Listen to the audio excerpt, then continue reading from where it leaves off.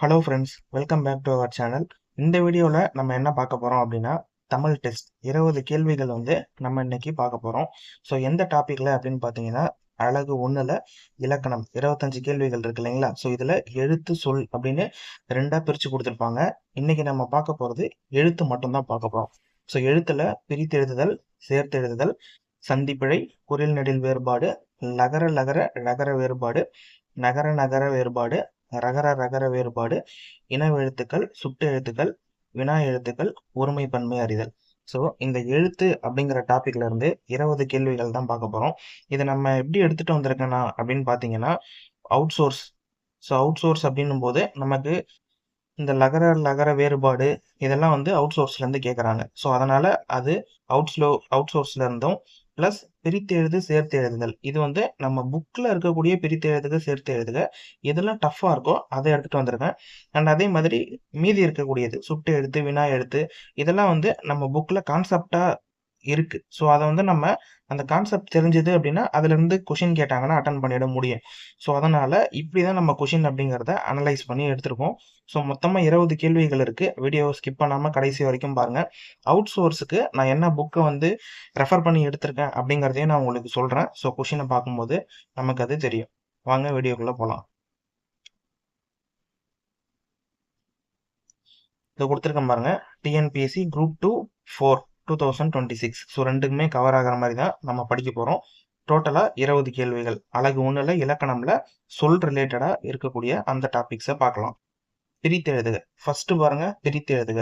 விதிர் புற்றஞ்சி, இதுக்கான கரெக்டான ஆன்சர் என்ன அப்படின்றத பார்க்கலாம். விதிர் புற்றஞ்சி அப்படின்னா விதிர்ப்பு கூட்டல் உற்றஞ்சி அப்படின்னு வருமா, விதி கூட்டல் ஈர்ப்பு கூட்டல் உற்றஞ்சி, அல்லது விதிர் கூட்டல் புற்றஞ்சி, விதிர்ப்பு கூட்டல் உற்று கூட்டல் அஞ்சி. இது எப்படி, இதுக்கு என்ன ஆன்சர் வரும் அப்படின்னா ஆன்சர் ஆப்ஷன் டி, விதிர்ப்பு கூட்டல் உற்று கூட்டல் அஞ்சி அப்படிங்கிறது தான் சரியான விடை. விதிர்ப்பு அப்படின்னா என்னன்னா நடுங்குதல் அப்படின்னு அர்த்தம். விதிர்ப்பு அப்படின்னா அதுக்கான பொருள் நடுங்குதல். அடுத்தது உற்று அப்படிங்கிறதுக்கான பொருள் மிகவும். மிகவும் அப்படின்றது பொருள் வரும். அஞ்சி அப்படின்னா பயந்து, அதாவது மிகவும் பயந்து நடுங்குதல் அப்படின்ற மாதிரி வரும். அதுதான் என்னன்னு பாத்தீங்கன்னா விதிர்ப்புற்றஞ்சி. இதை எப்படிதான் பிரிக்கணும், விதிர்ப்பு கூட்டல் உற்று கூட்டல் அஞ்சி. இதுதான் ஆன்சர். இது நம்ம ஸ்கூல் புக்ல தான் இருக்கு. ஸோ ஸ்கூல் புக்ல இருந்து டிஃபிகல்ட்டா என்னென்ன புணர்ச்சி விதிகள்லாம் இருக்கோ அதுல இருந்து இந்த கொஷின் நம்ம வச்சிருக்கோம். அடுத்தது பாருங்க, தம்மேர் பெரியார். இது பிரித்து எழுதுகலாம், சேர்த்து எழுதுகன்னு இருக்கு. பிரித்து எழுதுக. தம்மேர் பெரியார் அப்படின்னா தம்மில் வயதில் பெரியவர் அப்படின்னு அர்த்தம். அப்போ இதை எப்படி பிரிக்கணும்னு பாருங்க. தம் கூட்டல் இல் கூட்டல் பெரியார், தம் கூட்டல் தன் கூட்டல் இல் கூட்டல் பெரியார், தம்மேர் கூட்டல் பெரியார், தம் கூட்டல் இன் கூட்டல் பெரியார். ஸோ இது எப்படி பிரியும் அப்படின்னா தம் கூட்டல் இன் கூட்டல் பெரியார். இதுதான் ஆன்சர். தம் கூட்டல் இன் கூட்டல் பெரியார் தான் தம்மிர் பெரியார் அப்படின்னு பிரியும். அடுத்தது நெக்ஸ்ட் கொஸ்டின் பாருங்க, சேர்த்து எழுதுக. எம் கூட்டல் தமிழ் கூட்டல் நா, இதை எப்படி சேர்த்து எழுதுவோம் பாருங்க. எம் தமிழ்னா, எத்தமிழ்னா, எந்தமிழ்னா, எந்தன் தமிழ்னா, இது என் தமிழ்னா, இப்படிதான் சேர்த்து எழுதணும்.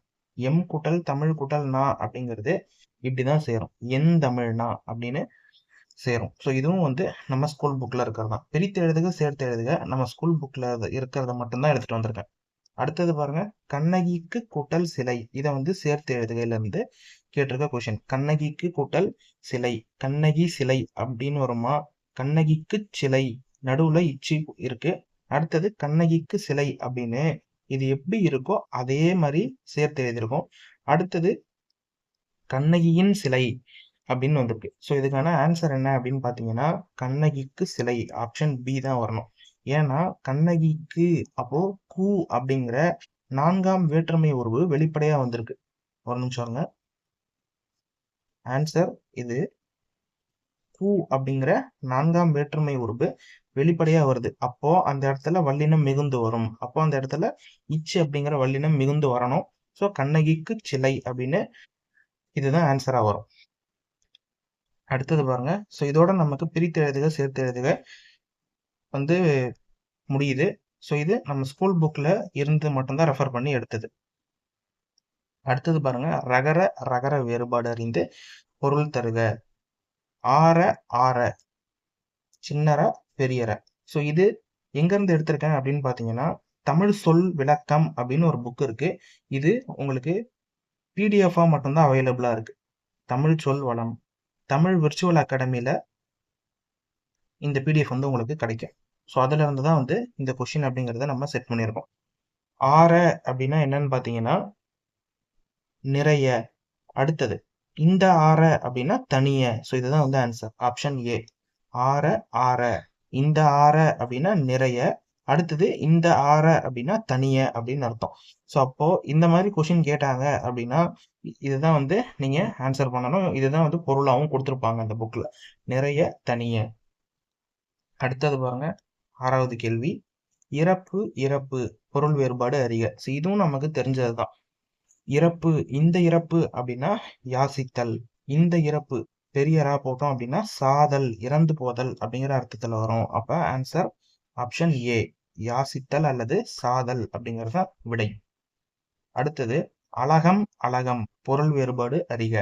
அலகம் இது வந்து எதுல வரும்னு பாத்தீங்கன்னா லா லா வேறுபாடு.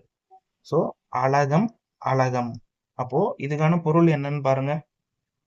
அலகம் இந்த லா போட்டோம் அப்படின்னா, சின்ன லா போடும்போது இதுக்கான பொருள் என்ன அப்படின்னா யானை திப்பிலி. அடுத்தது அலகம் அப்படின்னு பெரிய லா போடும்போது இதுக்கான பொருள் என்ன அப்படின்னா பெண்மயிர். அப்போ ஆன்சர் ஆப்ஷன் சி, யானை திப்பிலி பெண்மயிர். ஸோ இதை வந்து நீங்க அப்படியே வீடியோ பார்த்துட்டு பக்கத்துலேயே நோட்ஸ் எடுத்துக்கோங்க. ஸோ திரும்ப வந்து உங்களுக்கு ரிவைஸ் பண்ணும்போது யூஸ்ஃபுல்லாக இருக்கும். இதெல்லாம் வந்து அவுட் சோர்ஸ் தான். அடுத்தது பாருங்க, எல் எல் பொருள் வேறுபாடு அறிக. எல் எல், சின்ன இல்ல, அதே மாதிரி அடுத்தது பெரிய இல்ல. இது ரெண்டுத்துக்கும் பொருள் வேறுபாடு கேட்டிருக்காங்க. எல் அப்படின்னா பகல். அடுத்தது இந்த எல் அப்படின்னா நித்தை அப்படின்னு அர்த்தம். சரி, நித்தை அப்படின்னு சொல்லலாம். ஓர் தானியம் அப்படின்னும் பொருள்படும்.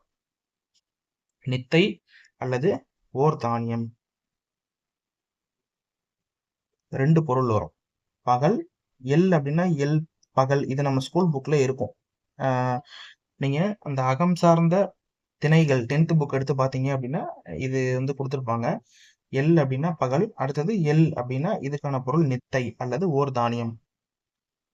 அடுத்தது போலாம் பாருங்க, அணு அணு பொருள் வேறுபாடு. சின்ன நூ இருக்கு, அடுத்தது பெரிய நூ இருக்கு. இதுக்கான பொருள் வேறுபாடு கேட்டிருக்காங்க. ஸோ ஆன்சர் பாருங்க, அணு சின்ன நூ அப்படின்னா கதுப்பு அல்லது பின் அப்படின்னு ரெண்டு பொருள் வரும். அடுத்தது பெரிய நூ அணு அப்படின்னா சிறுமை அப்படிங்கிறது அர்த்தம். அப்போ கதுப்பு அல்லது பின், சிறுமை அப்படிங்கிறது தான் ஆன்சர். ஸோ ரெண்டு பொருள் இருந்துச்சு, அது ரெண்டுத்தையுமே வந்து உங்களுக்கு இங்கே சேர்த்து கொடுத்து, கதுப்பு அல்லது பின். அணு அப்படின்னா கதுப்பு அல்லது பின். அடுத்தது இந்த அணு அப்படின்னா சிறுமை. நெக்ஸ்ட் எக்ஸாம்ல கேட்டாங்கன்னா நீங்க இப்போ நான் இந்த ஒரு பொருளை மட்டும் கொடுத்தேன் அப்படின்னா கன்ஃபியூஸ் ஆகிடும் இல்லையா. ஸோ அதனால தான் ரெண்டும் இருந்துச்சு அப்படின்னா உங்களுக்கு ஈஸியாக எக்ஸாமில் கேட்டால் ஆன்சர் பண்ணுறதுக்கு கரெக்டாக இருக்கும். அடுத்தது பாருங்க, உண்ணி உண்ணி பொருள் வேறுபாடு. சின்ன இன்ன இருக்கு, அதே மாதிரி பெரிய இன்ன நீ இருக்கு. இதுக்கான வேறுபாடு கேட்டிருக்காங்க. ஸோ இதுக்கான ஆன்சர் என்ன அப்படின்னு பார்த்தீங்கன்னா ஆன்சர் ஆப்ஷன் ஏ, நினைத்து நாயுண்ணி. சின்ன நீ அதாவது இன்னு பயன்படுத்தணும் அப்படின்னா நினைத்து அப்படின்னு வரும். பெரிய இன்னு பயன்படுத்தணும் அப்படின்னா நாயுண்ணி, அதாவது நாய் மேல இருக்கக்கூடிய அந்த பூச்சி இருக்கும் இல்லையா, அதான் சொல்றாங்க நாயுண்ணி. அடுத்தது ஸோ இதோட வந்து நம்ம அந்த பொருள் வேறுபாடு அறியறது, ரகர ரகர வேறுபாடு, லகர ழகர வேறுபாடு, இதெல்லாம் வந்து கம்ப்ளீட் ஆயிடுச்சு. ஸோ நெக்ஸ்ட் நம்ம பார்க்க போறது வினா எழுத்துக்கள். அது தொடர்பா இருக்கக்கூடிய கொஷின்ஸ். மொழி முதலிலும் இறுதியிலும் வரும் வினா எழுத்து எது? அப்போ வினா எழுத்து அப்படின்னா என்னன்னு தெரியணும் நமக்கு. வினா எழுத்து அப்படிங்கிறது வினா பொருளை தருவது தான் வினா எழுத்துக்கள். ஸோ அப்போ வினா எழுத்துக்கள் என்னென்ன அப்படிங்கிறது ஏ அப்படிங்கிறத பாருங்க. ஏ, யா, ஆ, ஓ, ஏ, இதுதான் வந்து வினா எழுத்துக்கள். அப்போ இது ரெண்டும் ஏ, யா, இது ரெண்டும் வந்து மொழிக்கு முதல்ல வரக்கூடிய வினா எழுத்துக்கள். அடுத்தது இந்த ஆ, ஓ அப்படின்னு சொல்லக்கூடிய இது ரெண்டும் வந்து மொழிக்கு இறுதியில் வரக்கூடிய எழுத்துக்கள். இந்த ஏ அப்படிங்கிறது சொல்லுக்கு முதலிலும் வரும், இறுதியிலும் வரும். ஏ அப்படிங்கிற வினா எழுத்து. அப்போ இதுக்கான ஆன்சர் என்னவா இருக்கும் பாருங்க, ஏ. ஏன்னா ஏ அப்படிங்கிறது தான் சொல்லுக்கு முதலிலும் இறுதியிலும் வரும் அப்படின்னு சொல்லியிருந்தோம். அப்போ ஆப்ஷன் பி தான் ஆன்சர். அடுத்தது பாருங்க, கூற்றை தேர்க. சரியான கூற்று. கூற்று காரணம் மாதிரியும் கொஸ்டின் வந்து இருக்கு பாருங்க. அவனா வருவானோ இச்சொற்களில் உள்ள ஆ ஓ ஆகிய வினா எழுத்துக்களை நீக்கினால் பிற எழுத்துக்கள் பொருள் தராது. அவனா வருவானோ, அப்போ ஆ ஓ அப்படின்றது எங்க இருக்கு? இதுதான். அவனா அப்படிங்கும்போது ஆ அப்படின்ற சவுண்ட்ல வருது. வருவானோ, நோ அப்படிங்கிறது ஓ அப்படிங்கிற ஒலியில வருது. அப்போ இந்த வினா எழுத்துக்களை நீக்கினால் பிற எழுத்துக்கள் பொருள் தராதுன்னு சொல்றாங்க. அப்போ இத வந்து நீக்கினால் அவனால இருக்கக்கூடிய ஆவையும் வருவானால இருக்கக்கூடிய ஓவையும் நீக்கினால் பொருள் தராது அப்படின்னு சொல்றாங்க. அப்போ என்ன இருக்கும்? ரெண்டுத்தையும் நீக்கிட்டோம் அப்படின்னா அவ இருக்கும், அடுத்தது வருவா அப்படின்னு இருக்கும். அப்போ இதை வந்து படிக்கும்போது நமக்கு பொருள் தரும். ஸோ அப்போ இங்க என்ன கொடுத்துருக்காங்க? பொருள் தராது அப்படின்னு கொடுத்துருக்காங்க. ஸோ அப்போ இந்த கூற்று அப்படிங்கிறது தவறு. அடுத்தது ஆ ஓ மொழிக்கு இறுதியில் வரும் சுட்ட எழுத்துக்கள். ஆ ஓ அப்படிங்கிறது மொழிக்கு இறுதியில தான் வரும். ஆனா அது வந்து சுட்ட எழுத்துக்கள் கிடையாது, வினா எழுத்துக்கள். ஸோ இந்த மாதிரி தான் எக்ஸாம்ல கொடுத்து கன்ஃபியூஸ் பண்ணுவாங்க. நம்ம பார்த்துட்டு இருக்கிறது வினா எழுத்துக்கள்.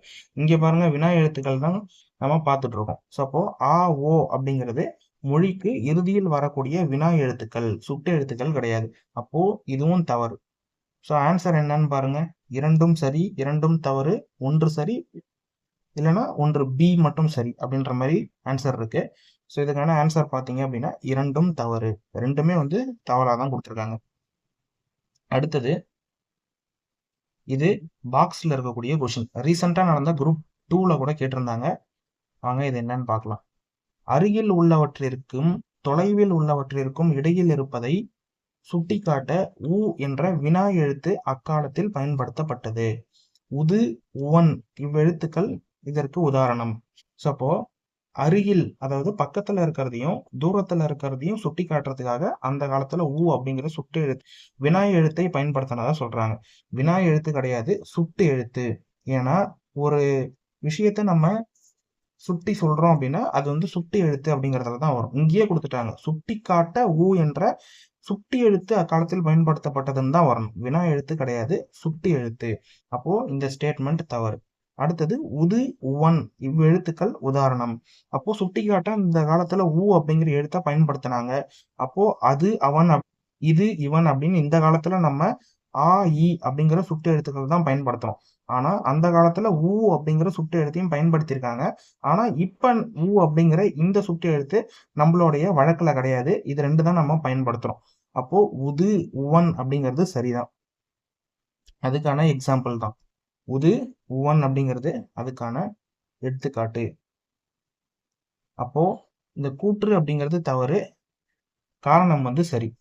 இது வந்து வினா எழுத்துக்கள் கிடையாது, சுட்டு எழுத்துக்கள் அப்படின்னு சொல்லியிருந்தோம். ஸோ அப்போ ஆன்சர் பாருங்க. கூற்று ஒன்று சரி, இரண்டு தவறு. கூற்று ஒன்று தவறு, இரண்டு சரி. அப்போ இதுதான் ஆன்சர். கூற்று ஒன்று தவறா இருக்கு, அதுக்கான எடுத்துக்காட்டு சரி. அடுத்தது நெக்ஸ்ட், இதுவும் வந்து ஸ்டேட்மெண்ட் டைப் கொஷின் தான். கூற்றை ஆராய்ந்து சரியானவற்றை தேர்க.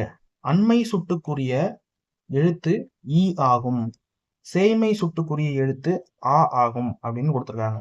அண்மை சுட்டு அப்படின்னா, அண்மை அப்படின்னா அருகில் அப்படின்னு அர்த்தம். அப்போ அருகில். அடுத்தது சேய்மை சுட்டு. அப்போ சேய்மை அப்படின்னா தொலைவு, தொலைவில் இருக்கக்கூடிய பொருட்களை வந்து சொல்லும் போது ஊ சாரி ஆ அப்படிங்கிறத பயன்படுத்துறோம். அப்போ ரெண்டுமே சரிதான். அதாவது அண்மையில் இருக்கக்கூடிய ஒரு பொருளையோ இல்லை யாரையோ சுட்டும் போது ஈ அப்படிங்கிற எழுத்தை பயன்படுத்துவோம்.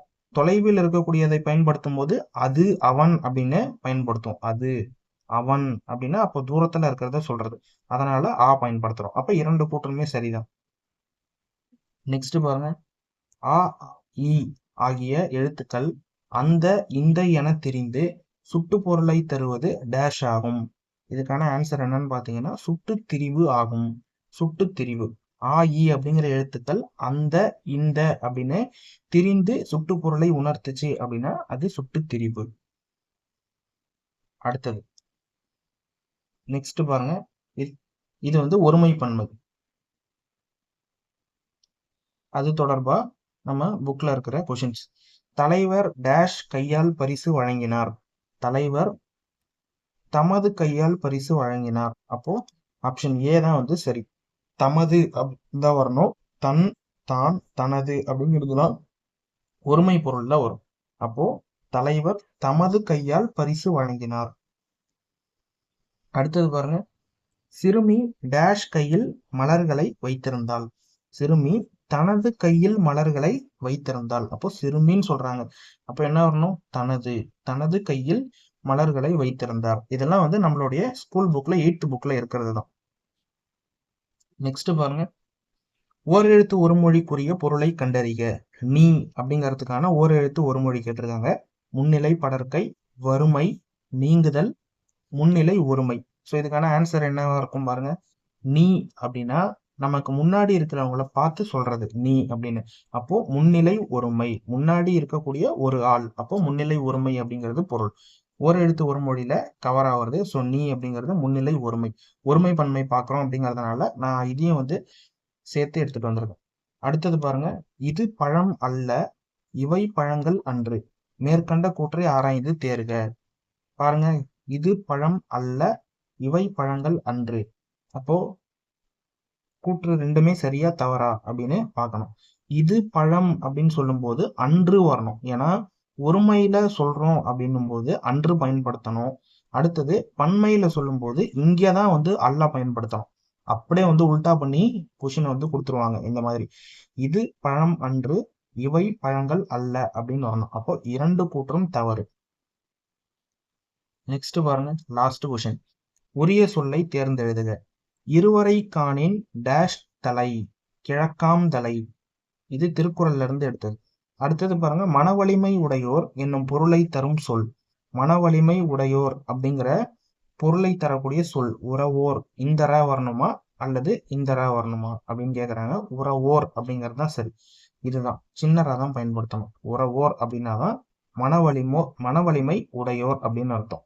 ஸோ இது எங்க இருக்கு அப்படின்னு பாத்தீங்கன்னா 10th ஸ்டாண்டர்ட் ஓல்டு புக்ல பேஜ் நம்பர் 9ல புக் பேக்ல இருக்கும். அதுல இருந்து தான் வந்து இதை கொடுத்துருக்கோம்.